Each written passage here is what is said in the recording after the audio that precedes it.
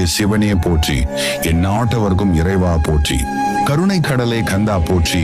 நம் ஆன்மீக நண்பர்கள் அனைவருக்கும் வணக்கம். என் பிள்ளையே, நான் தான் உன் கவலையை மாற்றி விடுவேன் என்று சொல்லியிருந்தேனே, ஆனாலும் நீ கவலைப்பட்டாய்.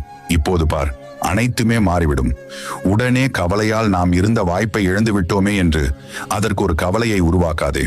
சுற்றி என்ன மாற்றம் நடந்தாலும் உன் ஞாமான ஆசைகள் நிறைவேறும். நீ தயாராக இரு. சில அதிர்ஷ்ட வாய்ப்புகள் நிச்சயம் வரும். நீ அதிர்ஷ்டத்தை தேடி அழுத்து விட்டாய். இனி அதிர்ஷ்டம் உன்னை தேடி வரும். குடும்பத்தில் 3ஆம் நபர் தலையீடு வராமல் பார்த்து கொள்ளுங்கள்.